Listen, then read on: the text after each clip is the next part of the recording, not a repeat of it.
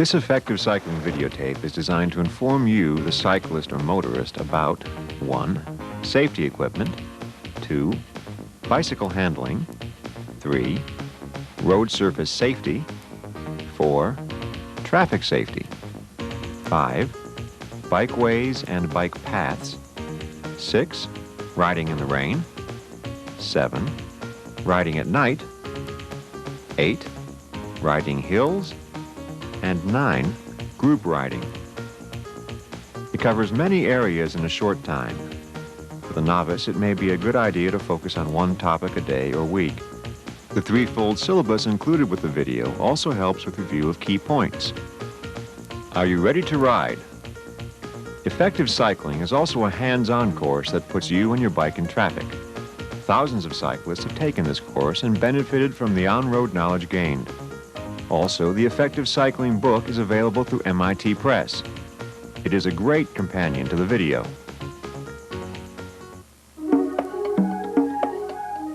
The cyclists that you see are enjoying their means of transportation. Cyclists can experience the quiet beauty of the countryside, the grandeur of the mountains, the thrill of the fast descent, the pleasures of comradeship along the road, the majestic buildings of our cities, the ability to move easily and conveniently through congested traffic. You may cycle for other reasons.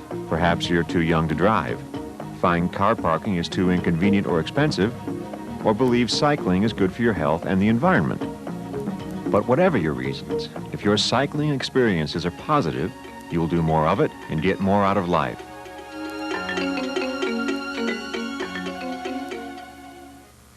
Cycling is enjoyable if you do it right, and cycling properly is far easier and safer than you might have thought. This effective cycling video will show you proven methods that make cycling faster, safer, and a heck of a lot more fun.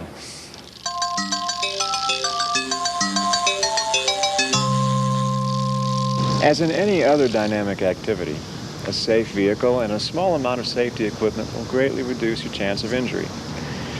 Falls are the most frequent cause of injuries to cyclists. Anytime you fall, you can hit your head, and anytime you hit your head, you may suffer severe permanent brain damage or even death. Always wear your helmet on every ride. A hard-shelled helmet with a rigid but crushable polystyrene foam liner is the best kind of protection against the most frequent kind of injury. Cycling gloves protect your hands on long rides from gripping the hard handlebars and when you fall. Bicycles have to slow or stop at your command. The basic brake test tells you if your brakes are in good condition. Squeeze both brake levers hard. If there's sufficient space between the lever and the handlebar for your thumb, your brakes are adjusted tightly enough. The brake blocks must line up with the rims and contact them squarely. Once you have learned how to use toe clips and straps, your feet will be much less likely to slide off the pedal, and you will be able to pedal faster and easier. Sporting cyclists also use cleats or special lock-on pedals with safety releases to improve their grip on the pedals and their pedaling style.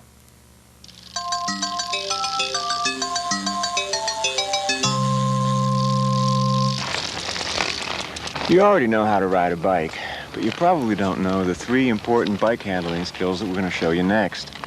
Looking over your shoulder, braking hard, and steering fast can keep you out of trouble or can get you out of a tight place if you happen to get into one. You should practice these important skills in a safe place that's free of motor vehicle traffic. Looking over your shoulder tells you when it's safe to change lanes for left turns, for overtaking slower traffic, and for getting back to the curb lane afterwards. Your bicycle must always wobble a little bit, or it will fall over. But you should be able to keep this wobble to a very small amount, even when looking over your shoulder to see faster traffic. You must be able to look over both the left shoulder and the right shoulder, depending on which direction you want to move on the roadway. Signaling before a move can help to alert motorists of your intentions, but be careful not to sacrifice your stability or safety. Successful turning movement requires good judgment and control of your bike. Knowing how to brake hard safely can slow you down or stop you before you get into trouble. The cyclist who uses only the rear brake takes a long distance to stop. The cyclist who uses only the front brake needs much less distance to stop, but at a risk. The cyclist who uses both brakes requires a little less distance than the cyclist who uses the front brake alone. When using any brake, weight is transferred from the rear wheel to the front wheel. The extra weight on the front wheel ensures that it won't skid on a dry road, while the reduced weight on the rear wheel makes it skid with only gentle application of the rear brake. If you apply the front brake so hard that all the weight is on the front wheel and none on the rear wheel, the bicycle will flip over the front wheel, throwing you over the handlebars onto the road. In a panic situation, to help prevent flipping over the bars, push your weight back over your seat by lowering your back and bending your arms. This puts the center of gravity back over your rear wheel and increases the effectiveness of the back brake. To tell when you have applied the front brake as hard as is safe, apply the front brake about 3 times harder than the rear brake and slowly increase the force on both. A skidding rear wheel tells you that you have reached the safe limit for the front brake. Ease off on the front brake until the rear wheel stops skidding. When using your brakes to slow down on a long descent, you don't need maximum braking, but you do need to share the heat equally between the wheels. To slow down on long descents, apply the front and rear brakes equally to share the heat between the wheels. Knowing how to turn rapidly can steer you away from trouble, but few cyclists learn how to make instant turns because it requires unnatural steering movements that feel dangerous. Here's how you learn the technique. Normally when you're riding along, you just let the bike fall in the direction that you want to turn and lean with it. Like that. But that takes a lot of time to develop. What happens if an obstacle suddenly appears in your path and you have to turn quickly? The problem is getting very quickly from here to here. Now watch what happens if I steer the handlebars. If I turn the wheel to the left, the bicycle leans to the right. If I turn the wheel to the right, the bicycle leans to the left. To avoid a car that suddenly turns into your path, this is what you do. If you need to turn right to get out of danger, quickly steer the front wheel to the left. That gets the bike leaning in the direction that you want to turn, and when you're sufficiently leaned over, snap the wheel back to the right, and you're around the curve and out of danger. It's called an instant turn, and if you practice it often enough, it becomes automatic. These cyclists are learning to make instant turns. There you've seen it, and it's faster than words. The cyclist turns the wrong way, gets leaned over, and steers into the turn. These bike handling skills aren't instinctive, and when you need them, it's always an emergency. Learn them in a safe place, such as an empty playground or parking lot, and practice them regularly so that when you need them, they're practically automatic.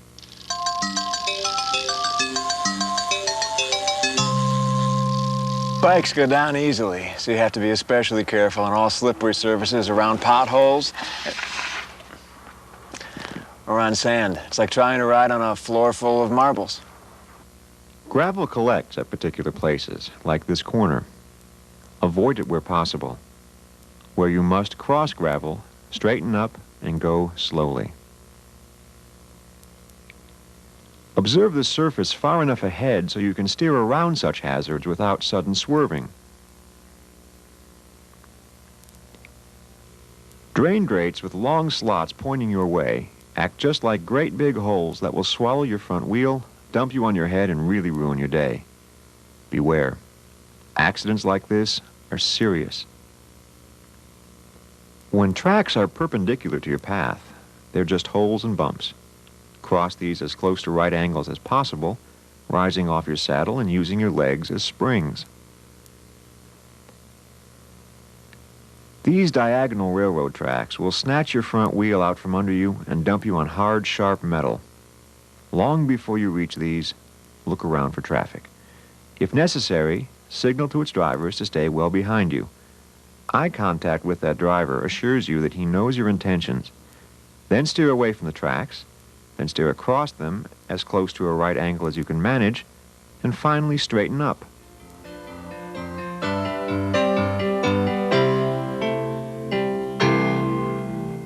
Now that you have learned to handle your bicycle by itself, you're ready to learn to steer it through its natural environment, the conditions and traffic of the public roads. Many people think that this is difficult and dangerous, but really it's neither of these. If you learn the 5 basic traffic cycling principles, you will almost always do the right thing, and you won't get yourself into a car-bike collision. These are the principles by which all vehicle traffic operates, and you as a cyclist are the driver of a vehicle. Cyclists fare best when they act and are treated as drivers of vehicles.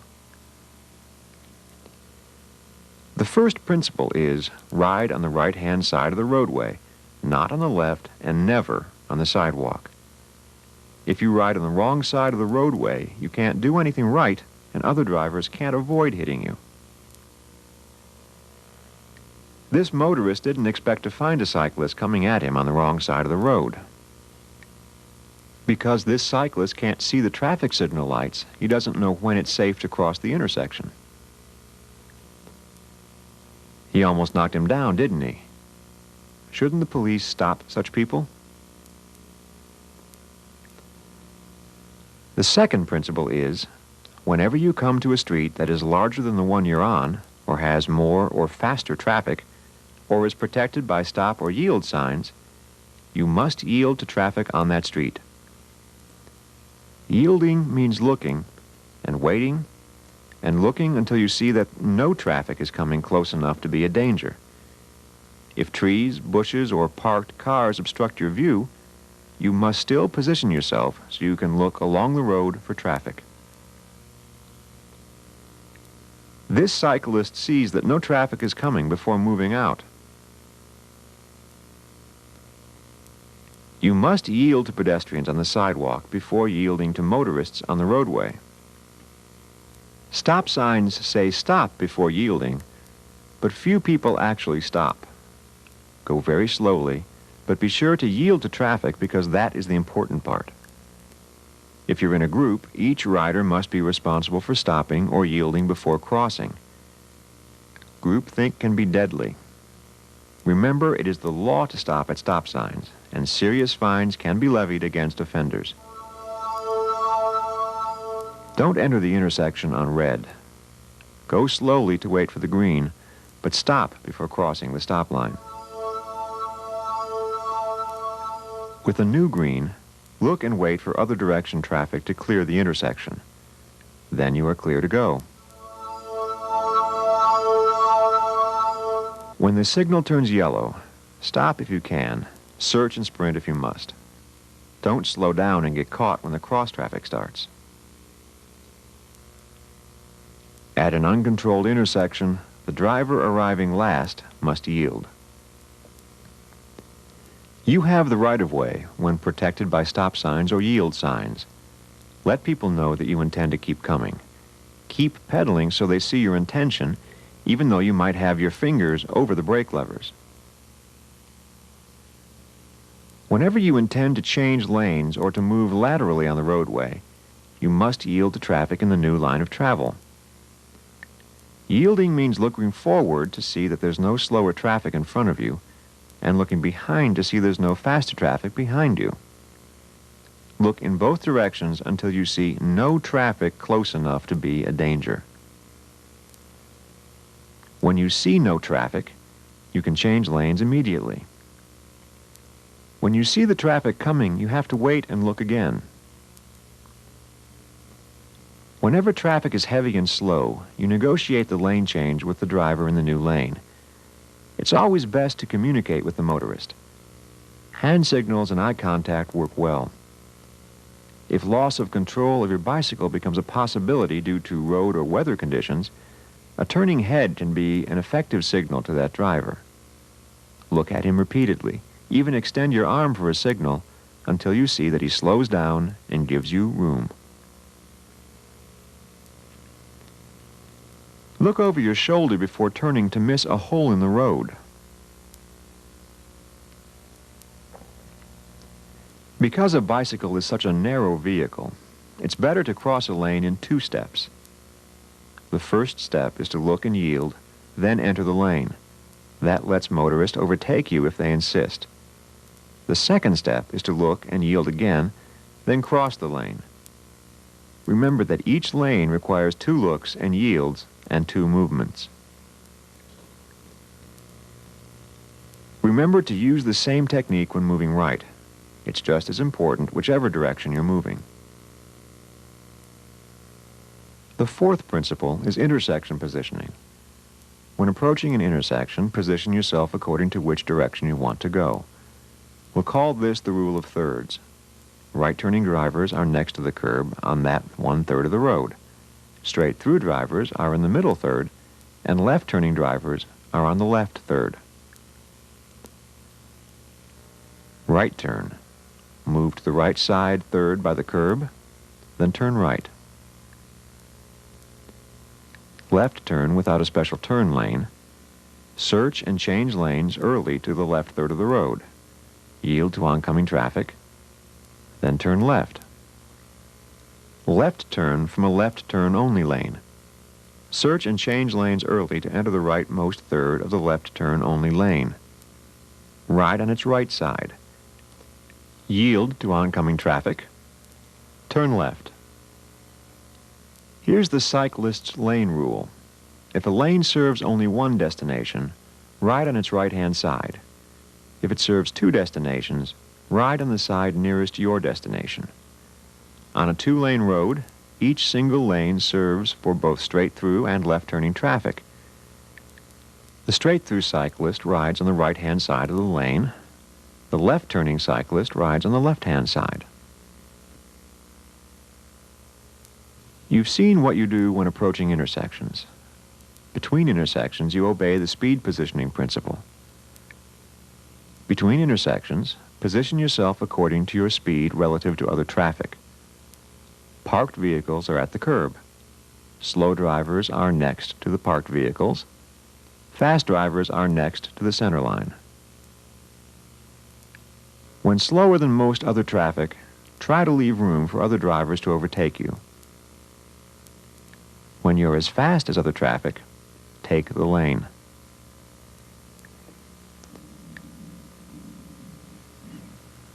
When overtaking other traffic, generally overtake on the left.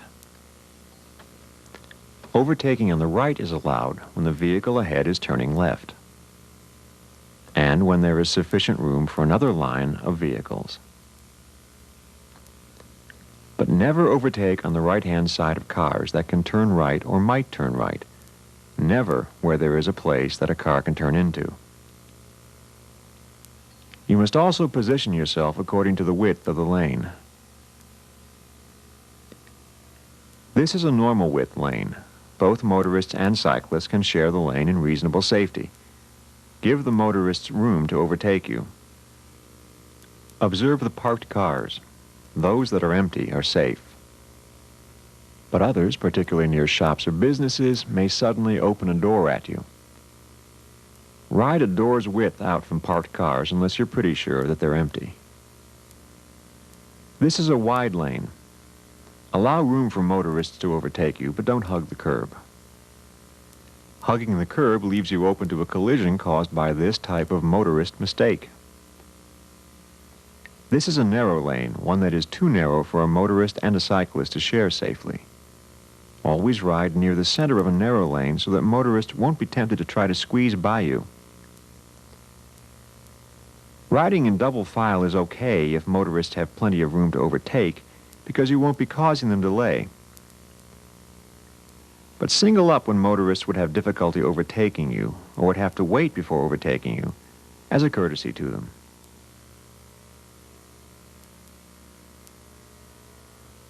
You'll enjoy your cycling much more, and you will be safer when you understand the traffic pattern. The scenes that you've just seen show you both how to ride in traffic and how traffic actually operates.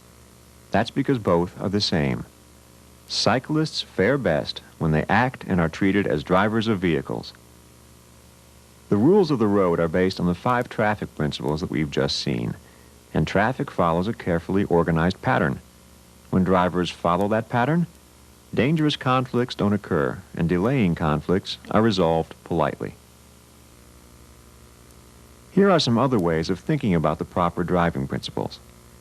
When two drivers are on a collision course, the right-of-way rules specify which driver must yield. These rules aren't arbitrary, but are based on careful reasoning.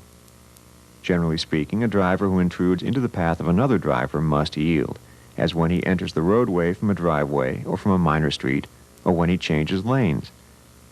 Right-of-way rules both prevent collisions and allow faster travel. Drivers who have the right-of-way are allowed to continue on their course.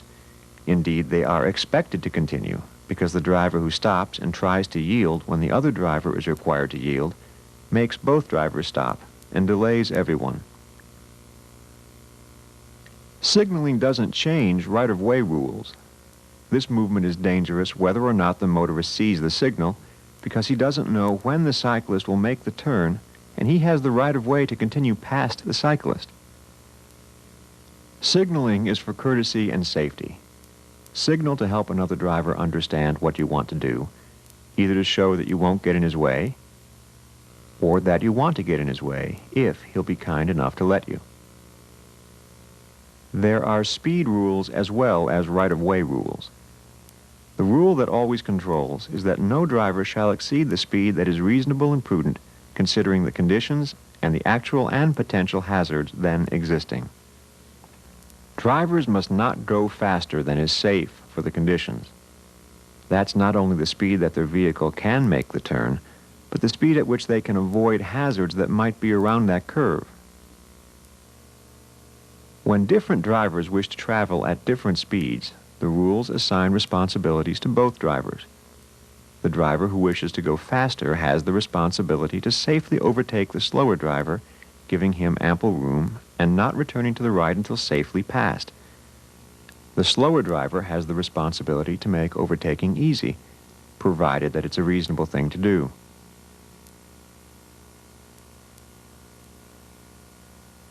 As you've already seen, understanding the traffic pattern enables you to ride properly in traffic, but it also gives you another advantage. It enables you to detect when other drivers are about to make a mistake that might put you in danger, and it gives you a pattern for avoiding those collisions. When another driver makes a mistake, like failing to yield at a stop sign, generally you should slow down or stop. However, sometimes there isn't time and distance to stop, or stopping would leave you right in the car's path. When a motorist turns right into you, you must instant turn right inside his turn. A left-turning motorist crossing your path is the most frequent type of motorist-caused car-bike collision situation. To avoid him, you must instant turn right to stay away from him. When a car leaves a stop sign right in front of you, instant turn away from it.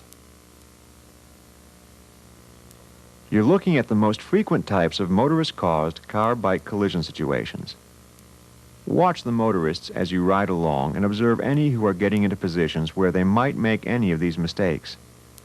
Most won't make a mistake, and you can't turn or slow for every motorist who might make a mistake, or you'll never get home.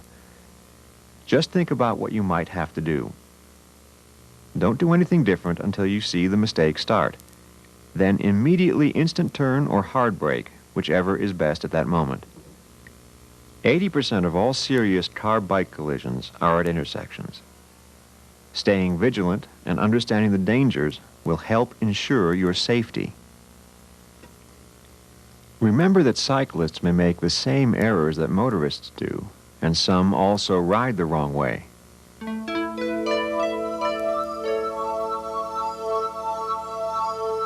Bikeways are more of a learning ground for new or young cyclists than a proving ground for high-speed commuters or racers. The mix of cyclists, skaters, pedestrians, and young, unpredictable children make bike paths often unsuitable for the experienced cyclist who travels at 20 miles an hour plus. Effective cyclists are safer on the road mixing with traffic at or near their respective speed. Today there are two kinds of bikeways: bike lanes and bike paths. Bike lane stripes tell everyone that cyclists must stay on the curbside while motorists must stay on the roadside. That sometimes makes right-turning motorists turn in front of cyclists, which is already the third most frequent type of motorist-caused car-bike collision. The same message makes cyclists stay in the bike lane until they turn left, which action is the second most frequent type of cyclist-caused car-bike collision. When the road is widened without a bike lane stripe, both motorists and cyclists are happier, and there is nothing to encourage dangerous driving practices. The other type of bikeway is the bike path. Would you expect to see an unmarked barrier across a normal street? Try this in the dark sometime. Uncontrolled and erratic traffic like this is far more dangerous than the controlled and disciplined traffic that you find on roads. Trying to ride at more than 10 miles an hour is acutely dangerous here. This is the same old right-turning car situation again, with bushes to conceal the cyclist. Surprise! Here the bike path turns into a roadway bike lane. Who has the right of way? The cyclist continuing on the bikeway or the cyclist continuing on the roadway? Nobody knows that answer. Bike paths are safe at low speed, but are often dangerous at high speeds, especially if there's a mix of pedestrians, children, and others all traveling in the same lane independent of each other. Bike paths that are mixed use have few regulations for the users, and that's what makes them unpredictable places to ride. Roadways have laws and regulations, and the effective cyclist at least knows what to expect most of the time. Now that you know how road traffic operates and how to operate in it, cycling on the roadway is far faster, safer, and more fun than cycling on bikeways. Cyclists fare best when they act and are treated as drivers of vehicles.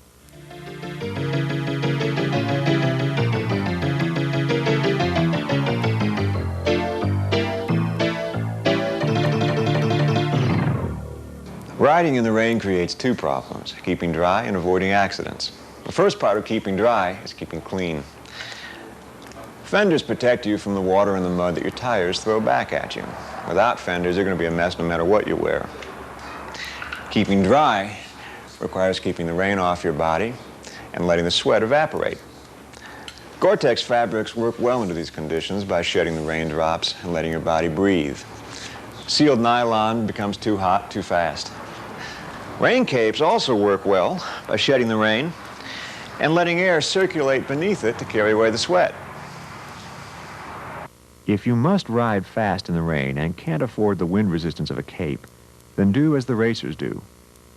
If the rain is warm, you'll get no wetter from rain than from sweat, so just wear your normal cycling clothes. If the rain is cold, you need protection against the cold, wet wind, and a waterproof jacket is just the thing. Now about accidents. A bright yellow cape can help compensate for the poor visibility in rain. Metal covers, painted lines, plastic lane markers, wet leaves, and oily places in the center of the lane are all extremely slippery when wet. Avoid them if you can, but if you can't avoid them, straighten up before crossing them and go slowly. Don't ride through puddles, especially on streets that you don't know. You don't know what the puddle hides. Wet brakes won't hold until they wipe the rims dry. That takes time and distance. So apply your brakes early to wipe the rims dry. In tight traffic or on long descents, even keep the brakes gently applied so the rims are always wiped dry. This cyclist didn't dry his brakes. Think what could have happened to him if there was no room.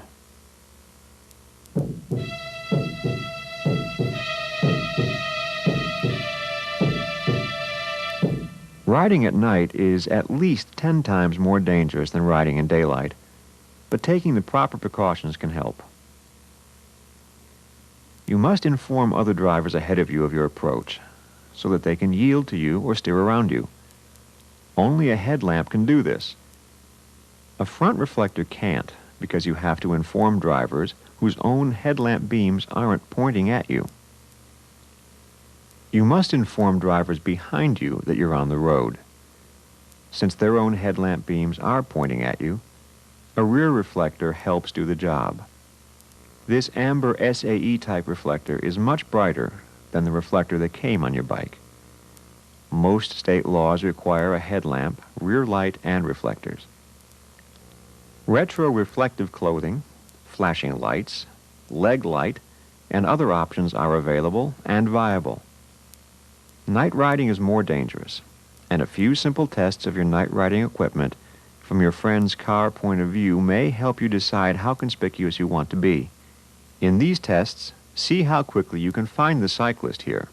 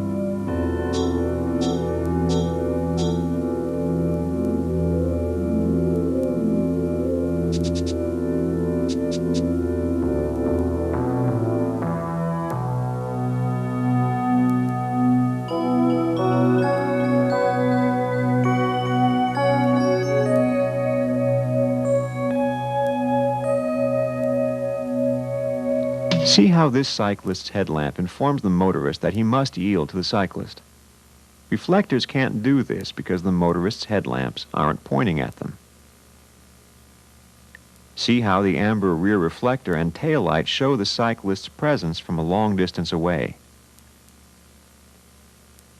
See how a good headlamp lights the road for the cyclist. The key to successful night riding is first being detected, second being recognized, and third being avoided. You must be detected and reacted to as a bicycle, not a mailbox or a roadway reflector sign. Recognition. Once the driver realizes you're a cyclist or a danger to his car, avoidance occurs. Avoidance. The driver makes a decision to avoid what he perceived and identified. The quicker the motorist can identify and react to you as a cyclist, the safer you will be from motorist error. Detection, recognition, and avoidance. It's up to you. Be equipped.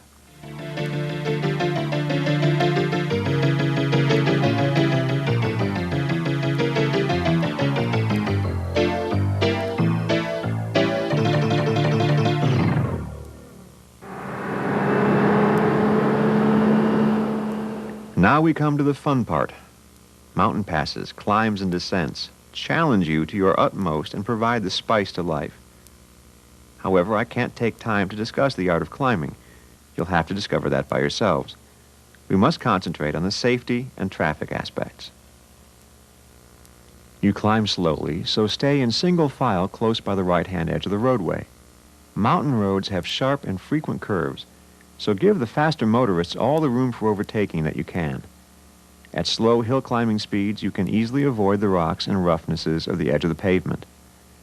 However, on descents, you're as fast as the cars, and it's unsafe to let them try to overtake around such sharp curves.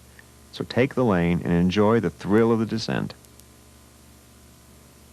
On long descents, equalize the heat in each rim by using the front and rear brakes equally. It doesn't matter whether you use them continuously or intermittently, rim temperatures are the same. Before you reach the curve, slow down to the speed at which you can make the curve. Your tires have only so much traction that you can use for braking and for turning.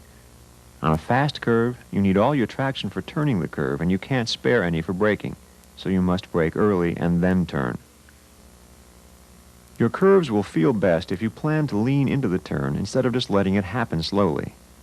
At the start of the turn, momentarily steer a little wide, like when making an instant turn, to force your bike into the amount of lean that you will require. If you think that you haven't braked enough for a curve and are going too fast to make it, don't panic. Release the brakes because you need all your traction to make the curve. Then steer to make the curve properly. Don't let the fear of leaning too far make you ride off the outside of the curve. Gently use the instant turn technique to momentarily steer wider and then increase your lean so you can tighten your turn and get away from the outside edge. If you really are going too fast, your wheels will slide out. You will leave the road feet and wheels first, which is much less likely to cause you serious injury than riding off the road with your head and neck in front. Besides, you'll probably make the turn.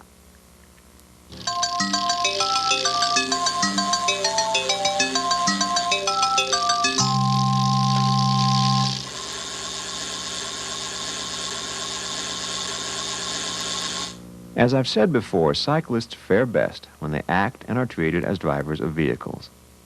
Your cycling friends are also drivers of vehicles, so they should treat you and you should treat them with as much care as you treat other drivers. When riding together, you're responsible for a whole group. Those in front must ride smoothly and tell those behind them what they're going to do.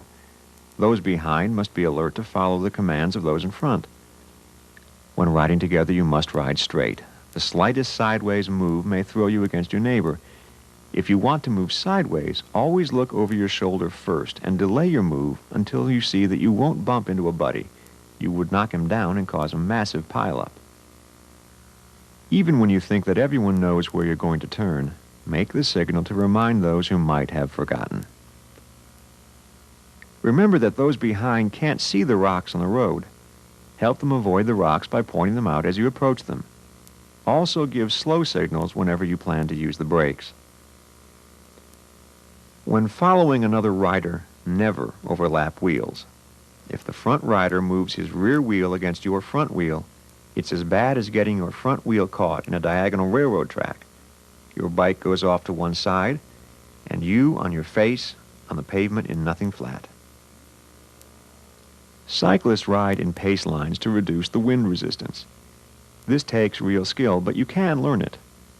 Never try to learn pace lining with people you don't know are skillful cyclists, and always with the agreement of the other riders. Don't look at the wheel ahead. Look past the shoulder of the rider ahead so you know what's ahead and what will be done next. Don't overlap wheels. Keep an even pace. Speed up gently and slow down even more gently.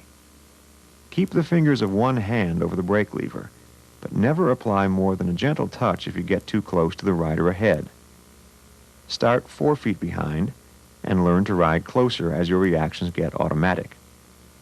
Leave the group if they ride jerkily or swerve about.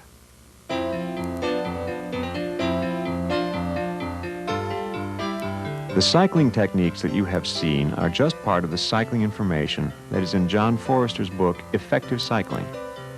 This book covers bicycle selection, bicycle maintenance, performance cycling, traffic cycling, cycling enjoyment, and cycling politics.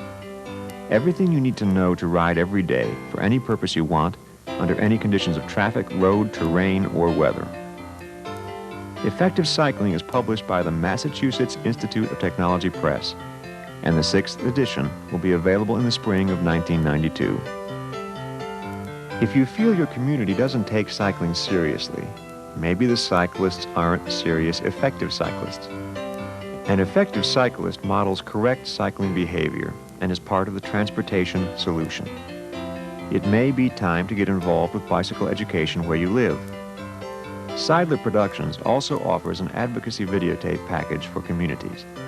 It includes information for planners, engineers, law enforcement, elected officials, and citizens. The package also includes public service announcements for TV and radio and bicycle education materials for schools. Call or write for this or other bicycle-related video information.